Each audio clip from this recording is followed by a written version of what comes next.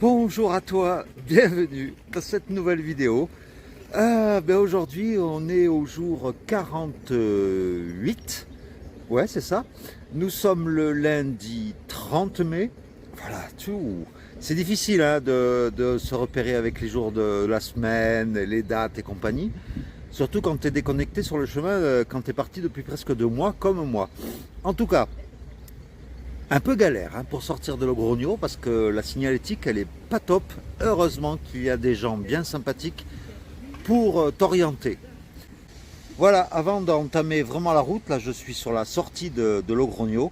Je te présente tout de suite le dénivelé du jour. Et apparemment, c'est pas de la tarte, puisqu'on est à 400 mètres d'altitude et on remonte à nouveau à 680 mètres.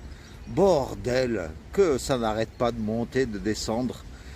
Donc aujourd'hui, je suis off, c'est-à-dire, je n'ai aucun but. J'ai de quoi manger dans mon sac, que j'ai acheté hier. Donc, je m'arrête où je veux. Parce que l'étape officielle, elle fait quand même pratiquement 30 km. Et j'ai pas envie de faire 30 km aujourd'hui. Donc je m'arrêterai quand j'en aurai marre. Tout simplement. C'est ça aussi le chemin, c'est de le faire à ta manière. Ah, et une dernière précision, c'est que si tu veux partir avec un café dans le ventre à Logrogno, ou en Espagne en général, de toute façon, il n'y a aucun café d'ouvert avant 8 heures. Donc je ne sais pas comment font ceux qui partent à 4 heures du matin, comme j'ai pu en entendre cette nuit. Mais voilà, moi je ne peux pas démarrer une journée normale sans avoir mon petit café. C'est un rituel. Voilà, tout simplement.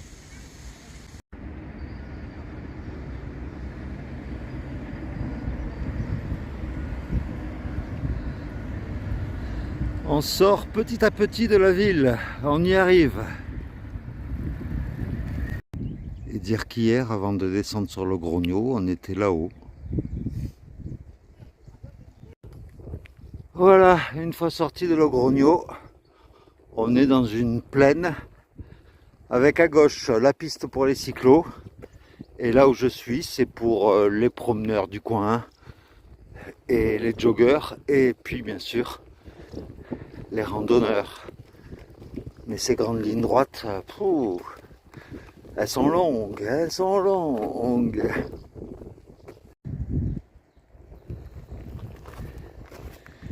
Et un peu après Logrogno en fait, eh bien nous tombons sur ce qui ressemble à un barrage.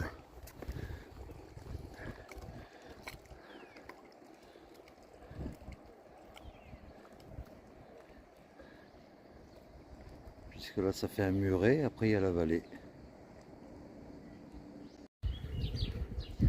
Et au bord de ce lac artificiel, ben voilà, il y a des canards. Et tout autour en fait, c'est une forêt de pins. Tout plein d'infrastructures.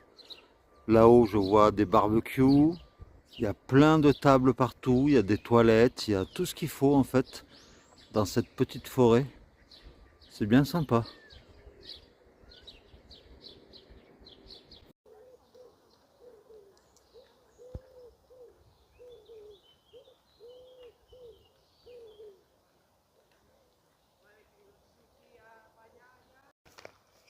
Et il faut savoir que avant de partir sur les chemins, je m'étais préparé quand même une petite playlist musicale au cas où j'aurais besoin d'écouter de la musique. Et là, je suis perdu. Je pense que c'est par là. Et donc, bien là, aujourd'hui, pour la première fois, voilà, vu que j'y vais tranquillement, j'ai envie de m'écouter un peu de musique tout en marchant.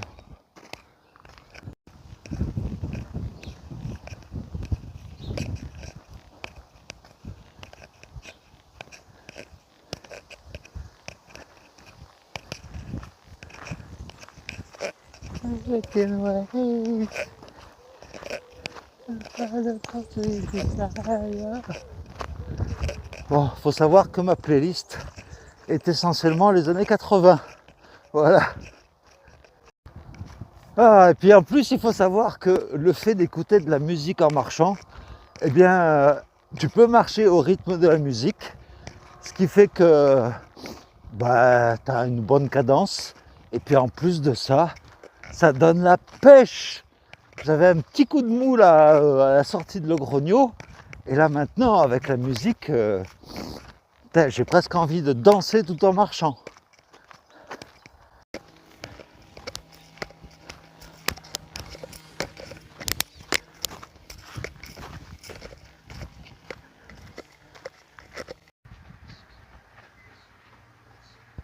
Là, il y a une sorte d'ermite dans une petite cabane qui vend des fruits et des petits souvenirs du Camino.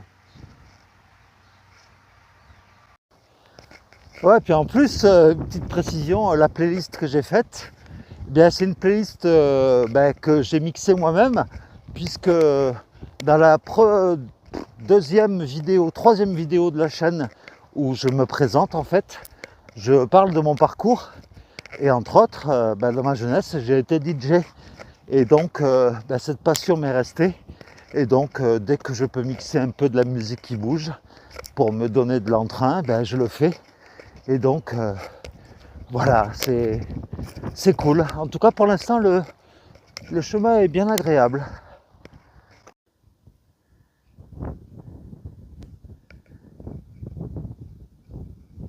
Nous entamons la première montée au milieu des vignes.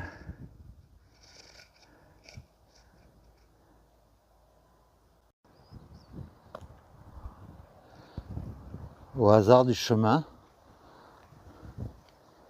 une table où quelqu'un a laissé un livre volé au vent et quelques affaires.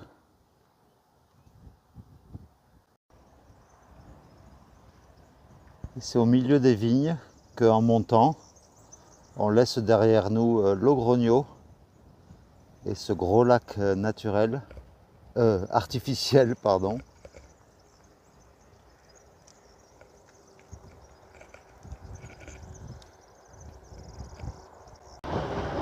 Là, c'est au milieu des travaux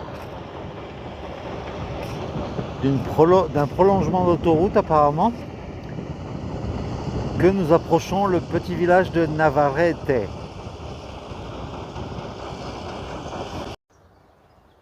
Et voici l'antique hôpital de pèlerins San Juan de Acre. Ce sont les vestiges de l'hôpital donc qui était comme ça à l'origine. Eh bien, il ne reste pas grand-chose. Et c'est à l'entrée du village.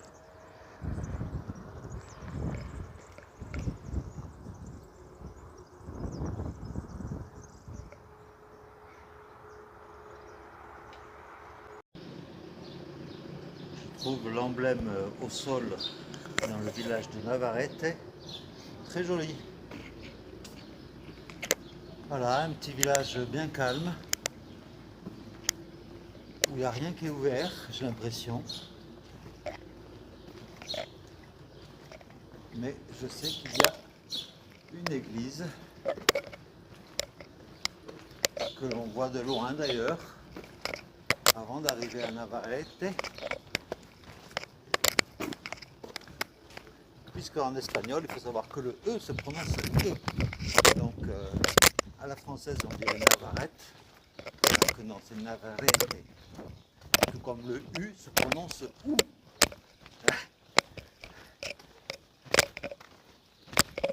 Voilà, en même temps que toi, je découvre une jolie petite fontaine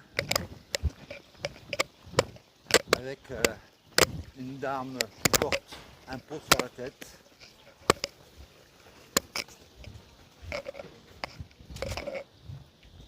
Et juste en face, l'église de Navarrete.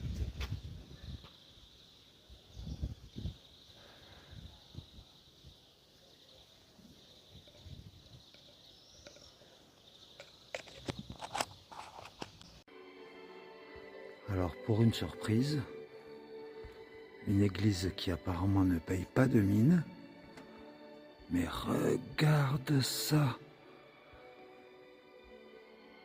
C'est doré de partout. Ça alors! Impressionnant! Comme c'est beau, c'est magnifique.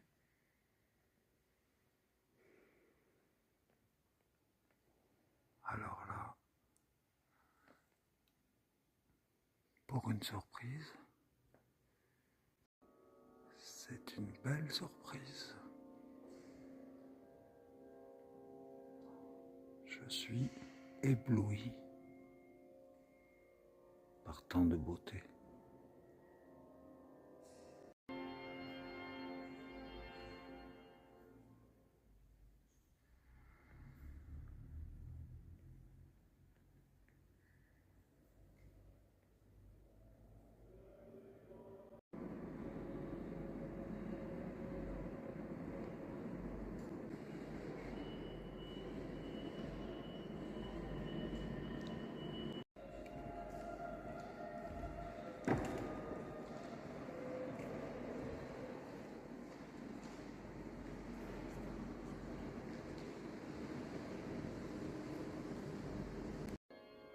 Désolé, je te remontre ça de plus près. Tellement c'est magnifique.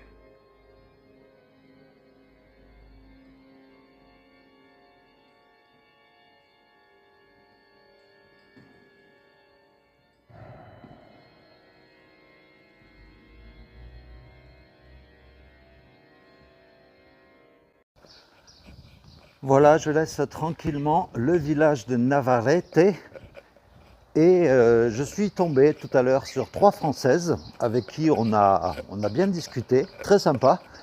Et une des 3 m'a indiqué que dans quelques jours, avant Burgos, eh bien, on allait remonter à 1100 mètres d'altitude. J'y crois pas, franchement, alors qu'ici on est à quoi, à 500 mètres. Et ben, ça promet quoi. Nous longeons une route et au bord de la route justement une petite chapelle. C'est la chapelle Ermita de Santa Maria de Jesus. Et juste à côté, il y a un portail roman du XIIe siècle.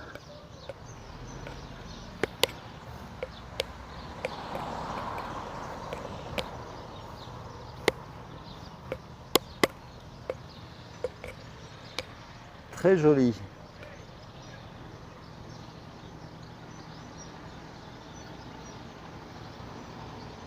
En fait, c'est l'entrée du cimetière qui est à côté.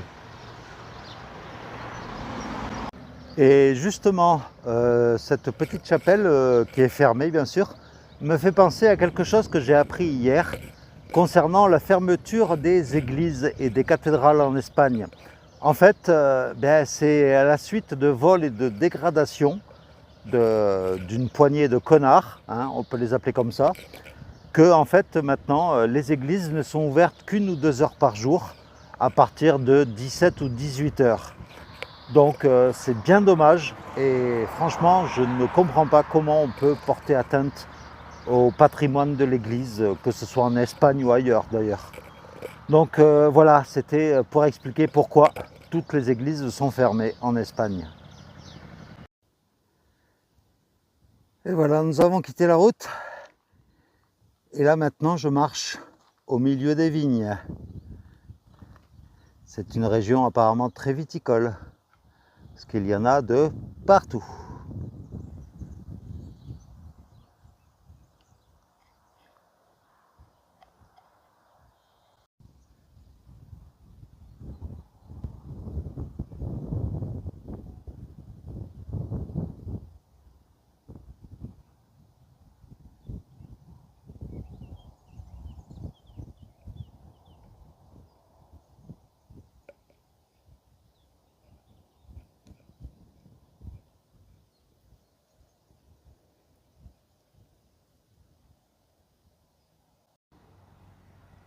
Au fond, nous apercevons un village par lequel nous n'allons pas passer, c'est le village de Sotès. Et en fait, bien tout autour, même sur les collines, il y a de la vigne, de partout, avec quelques oliviers de temps en temps, mais c'est à perte de vue. Je serais curieux de savoir quel est le vin que l'on produit ici.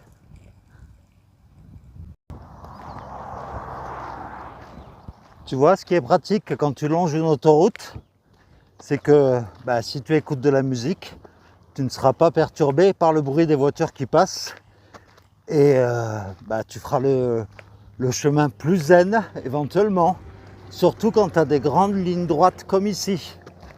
Mais bon, si jamais tu as la flemme, sache que à ce niveau-là, Burgos est à 102 km.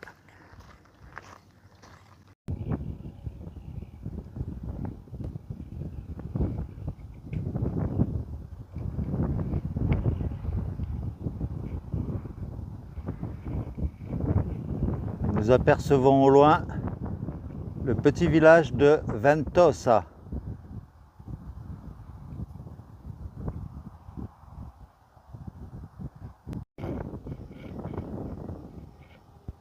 Je trouve très belles ces photos le long du chemin.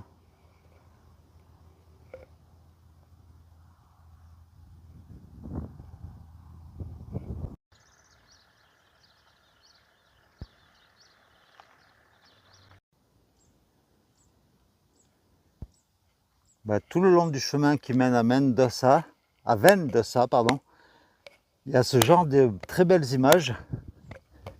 Et en fait, il faut savoir que le village de Ventosa, on peut l'éviter. Il y a un raccourci qui continue à longer l'autoroute, comme tu as pu le voir avant. Mais je crois que c'est là que je vais m'arrêter pour aujourd'hui, au village de Ventosa, parce que il n'y aura pas beaucoup de pèlerins.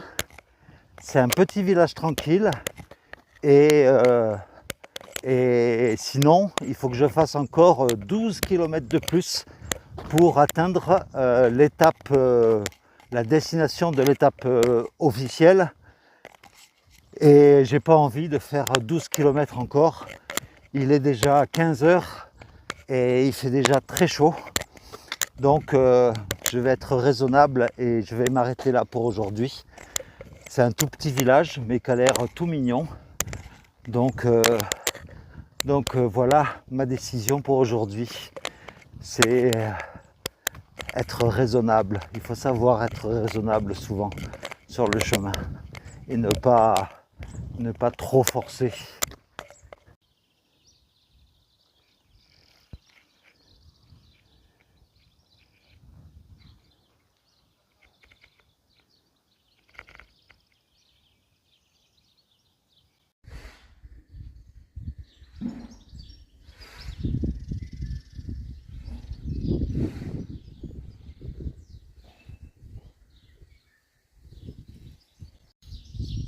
Voilà, je suis enfin arrivé à Ventosa.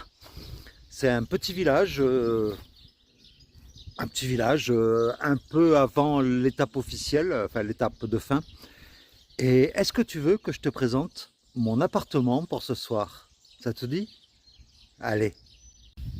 Alors, nous commençons par le salon avec différents canapés,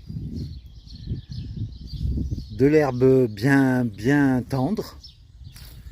Là, nous passons à la cuisine avec un point d'eau, avec de l'eau très fraîche.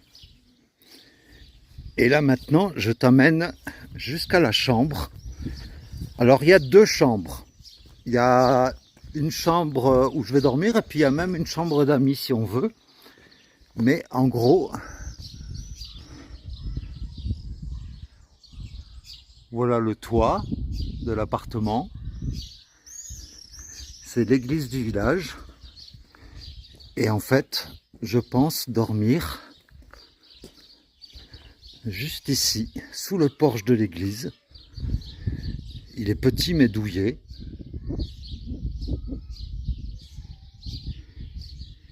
En plus, c'est au calme. J'ai une belle vue devant moi.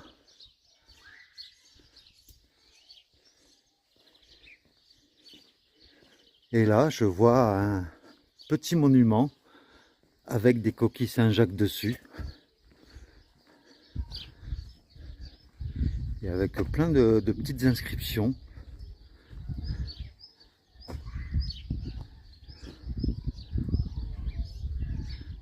Une grappe de raisin, un cochon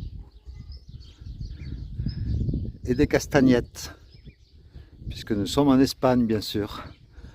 Donc voilà, en gros l'endroit où je vais dormir. Sinon il y a aussi la possibilité, si je veux pas dormir sous le porche, il y a une autre chambre avec une autre vue.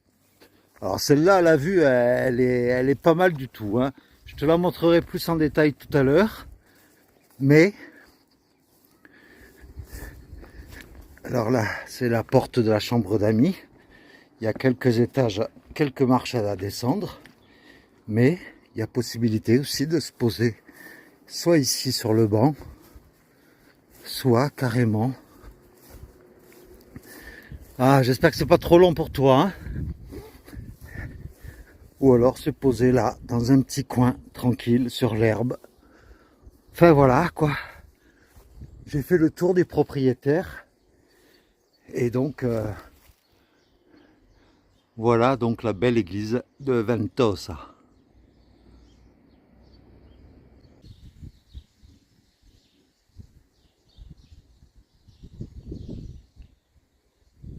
Ah, et bien voilà, je suis enfin posé. Et je pense que je vais passer un bon petit moment, une bonne nuit, au calme. Parce que je suis tout à fait en haut du village. Le village est tout petit et franchement, ça a l'air zen. Donc, bien, j'espère que cette étape t'aura plu. Même si j'ai pas fait l'étape officielle, mais on s'en fout, hein. Moi, je vais au rythme de mon corps. Et aujourd'hui, je ne me sentais pas de faire 30 km, donc voilà. Mais bon, les 30 km, je les ferai demain, du coup, je pense. Enfin, on verra bien demain matin. Voilà, donc, sur ces belles paroles, je te souhaite une belle soirée ou un bon jour si tu regardes cette vidéo le matin. Je te remercie du fond du cœur pour tout ce que tu m'apportes.